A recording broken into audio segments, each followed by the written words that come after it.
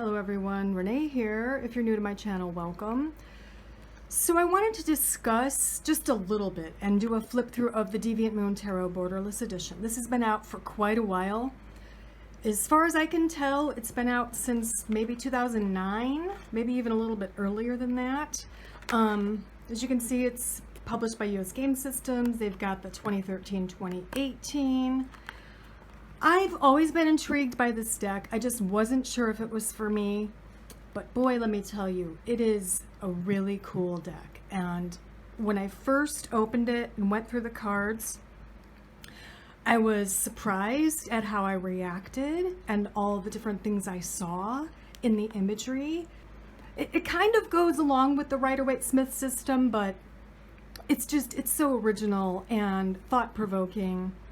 I felt like I needed to do a video about this deck. It's kind of dark. It's got a dark surrealism. It has kind of a lunacy, a lunatic theme, obviously with the moon, right? Deviant moon and the subconscious mind or the unconscious mind, all those things that are affiliated with the moon.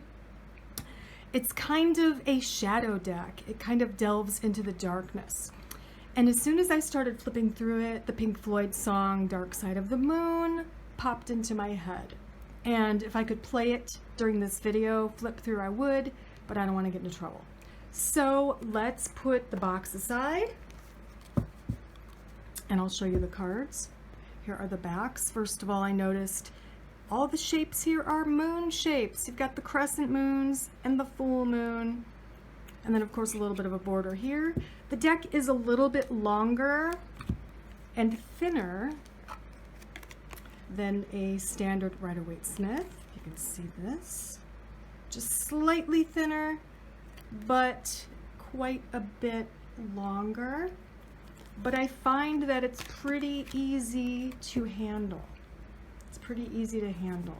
It's got that fantastic US Game Systems cardstock, which I love and appreciate. Let's take a look at the cards. All right, so I'm going to do what I usually do, which is hold them up, and I am going to comment on the cards. Well, or a few of the cards, maybe not all of them. So here's the full. Here is the Magician.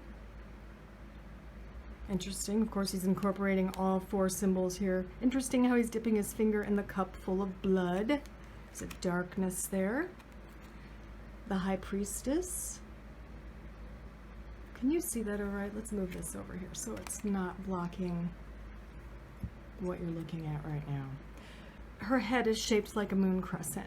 But if you can see here, there's like the moon shadow maybe there. That's the other half of her face. Is she half awake, half asleep, half dark, half light? Interesting take. We have the Empress, of course. The first thing I noticed here were the teats, multiple here. She's giving, giving, giving, giving, nurturing, feeding the rest of us, possibly. We've got the Emperor. Very interesting take on him. You notice he's got a little demon bull underneath his hoof or foot, whatever you want to call it, as if he has dominion over the bull or the sign of Taurus. We have the Hierophant. First thing I noticed about this card, his knees are together, which reminded me of chastity. He's forcing chastity. He's trying really hard to not indulge in things that maybe he shouldn't. Especially if we look at the original depiction of the Hierophant, which is like a pope or a priest, right? Very interesting. Now here we have the Lovers. Again, we've got the dark and the light, day, night. Interesting that the moon is here and it's like blowing some kind of energy on the back of the one figure. Thought that was kind of cool.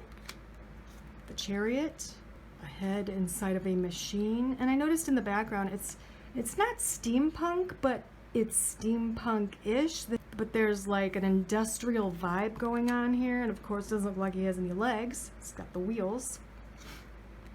We have Justice here.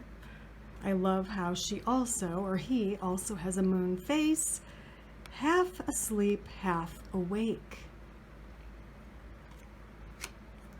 We have the Hermit. Wow, this one really got to me because of the position of this character peeking through the hand over the eye, like a little kid would do during a scary movie, right? Like you don't want to look, you're afraid, but you have to look. You feel compelled to look. So that's a whole new take on the Hermit for me.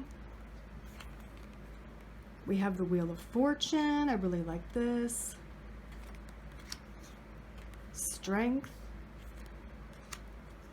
We've got the Hanged Man. I found this interesting that there is a stopwatch or pocket watch hanging from his foot, and it made me think, okay, time is limited. How much longer can this person stay like this? Or how much longer does the person need to stay in this position until they become enlightened or see things from a different perspective? There might be some kind of factor of time in this card or in this archetype that I never really thought of before, so I thought that was kind of cool.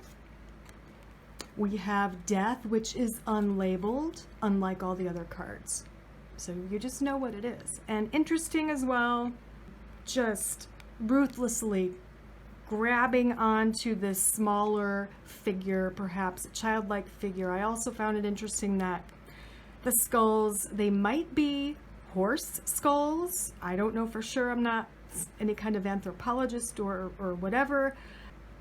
But, you know, Death rides in on the pale horse, the horse skull, light horse skull on a dark human body. So it's kind of like flipping the whole idea of the original Death card in ways, which I thought was brilliant and amazing. We have Temperance. The wings look like they're riveted together like metal. We have the Devil. You know what it is. If it weren't labeled, you would know this was the Devil. You would know. The Tower. Interesting here, because again, we have some kind of moonbeam affecting the tower or causing this destruction. So is the moon destroying this? Is the moon playing a huge part in all of our lives? Maybe more so than we realize. It just got me thinking. Got the Star. Thought this was really cool as well. And the Moon card, where they are puppets or marionettes being controlled by the energy of the moon. I thought that was so cool. The Sun, another really interesting one. Judgment. The World. I thought this was interesting because there are flames on the batons here in this depiction. You still have the Ouroboros, the snake eating its own tail. And on the top here, you've got these fish-like creatures with human faces. I thought that was really, really cool. So King of Swords. Queen of Swords. First thing I noticed, of course, is the drop of blood on the one sword. So she's holding two, whereas he's only holding one.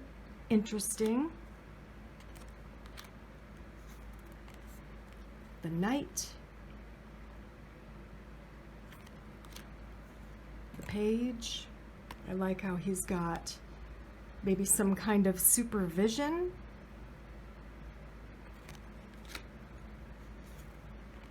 The 10, literally unable to move. Because some books and, you know, tarot masters claim the 10 of Swords is the end, but it signifies a new beginning that comes after rock bottom. This looks like a rock bottom that you might not get out of, you know? There's like a whole darker undertone to this Ten of Swords than in the regular Rider-Waite-Smith template.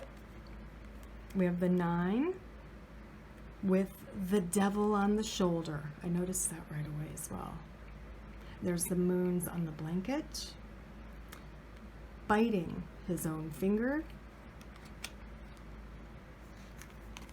You have the 8, where she's actually trapped like Rapunzel up in a tower, and there are swords underneath, no way for her to escape. And again, we've got the moon energy kind of blowing something on her, illuminating her, maybe.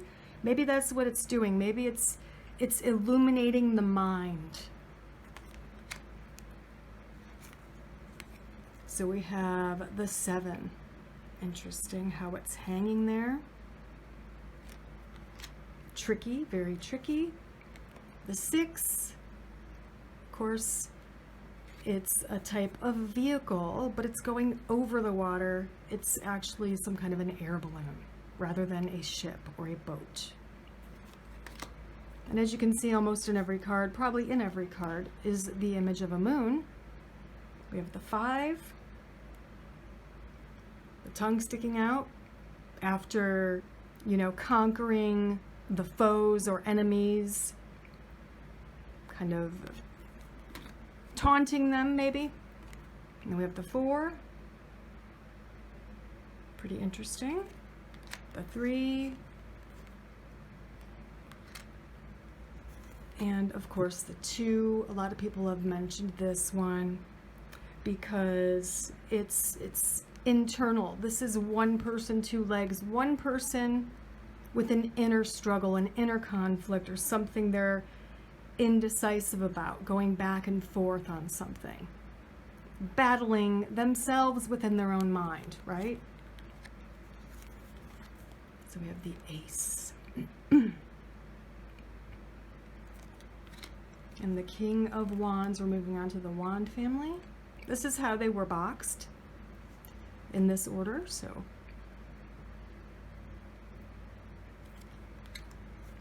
And the Queen, very cool. Definitely looks like a warrior, very much so. And the Knight I thought was interesting. Now, at first glance, I thought, is it this type of insect creature sitting on this one? And then I looked closer and I thought, well, maybe they're joined, they're one thing, which, whatever the case, there's wings here. And the Knight of Wands is very fast and swift and quick. And to have the Knight of Wands have wings, I thought was a really cool idea. We have the Page.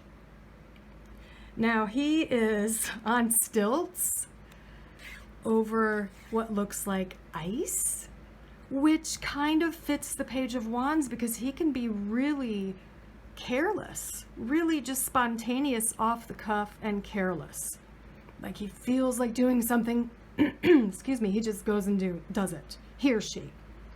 So it kind of depicts the perfect Page of Wands in my mind.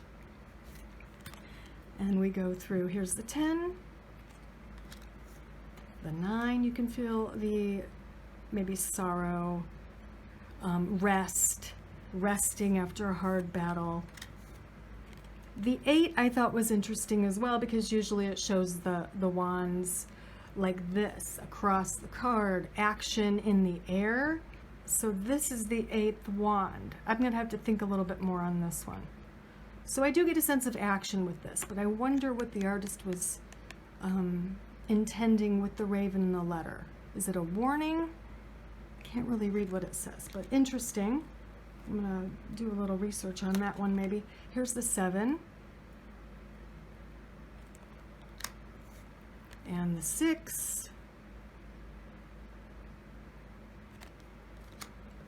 And the 5. I love this one. I love the 5 of Wands. Is it a conflict or are they just playing? There's been a lot of discussion on the Rider-Waite-Smith 5 of Wands. In fact, I happen to have it right here. But you can see how you would maybe look at it as a conflict, but then some people point out This guy, he's just kind of raising it up. It looks like they're kind of joking around, having fun. They might not be battling each other. So there's kind of this duality with that Five of Wands, and that's what I get with this card too. So I really appreciated it because these two people are grinning. This person looks a little bit stern. This creature, but it just kind of depicts what I feel the Five of Wands can be, right? The Four of Wands, I love this one. It's really interesting. And we have the Three. I found this very interesting because there is an umbilical cord here linking this creature to these wands that are growing out of the earth, right? So what does that mean? Attachment to your future, attachment to what you've built or who you've become at this point where you're at the Three of Wands. We have the Two here. It's dominion, so he's got like the perfect tool to pick up whatever these are. They look kind of like onions. And then we have the Ace of Wands. Going to the Cup family. First thing I noticed about the cups, all right? They have the darker skin here, and I just got a chuckle out of that because back when I learned tarot in the 80s, one or two, maybe three of the books that I read would describe the court cards physically, okay? So the King and Queen of Cups were the fair-skinned, fair-haired members of the tarot. But I loved this because this is just, it's a modern take on it because it doesn't really matter what skin color, eye color, hair color you have. It's their archetypes, right? So here's the King of Cups. I love the colors of their outfits. Here's the Queen. And we have the Knight. And the Page.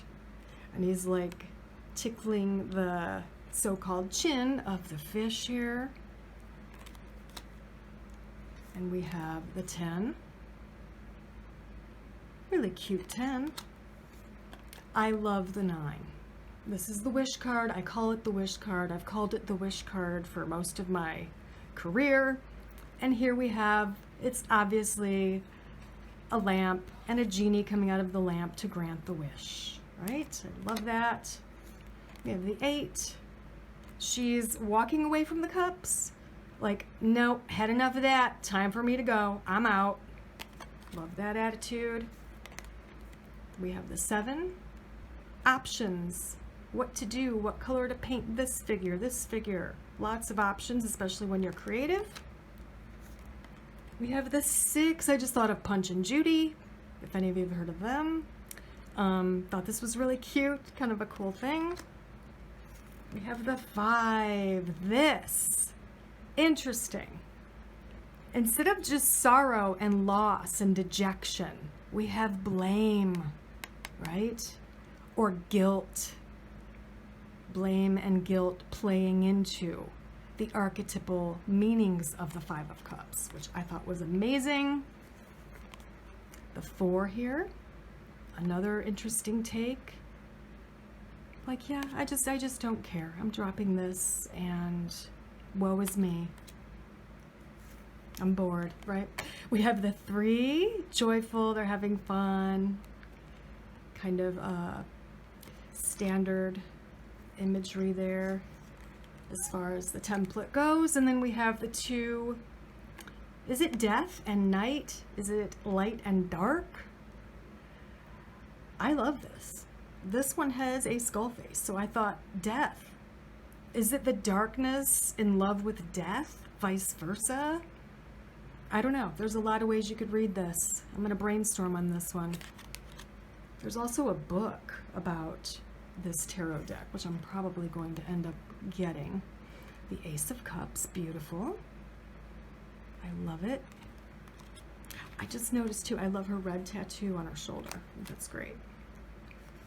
On to the coin family, the King of Coins. My first take on this was Good God, I see King Richard, Henry VIII. Just someone who's maybe greedy and a bit gluttonous, right? That's just the vibe I get from this one. We have the Queen. Looks very prim and proper, perhaps Victorian-ish. A little bit of a steampunk vibe there. With the hat on top. The Knight, again, in some kind of a contraption. The Page. Love this page. He's holding a wrench. There's screws, nuts and bolts below him. Fix it. Mr. Hands-on Fix-It, which makes sense to me. All right, the 10 of coins. Love this as well. It's wealth built on the backs of others, right? So clever. We have the 9 of coins. Why does this character have no arms? Is there nothing left to do because they've reached that point of feeling comfortable and secure financially? So they're just done working? Is that what that means? Is that the symbolism? Possibly. I thought that was really cool. The 8. Love it. The 7. Interesting how the tree is bleeding. The 6. Greed. Absolutely. And usually the 6 of coins for me is philanthropy and altruism.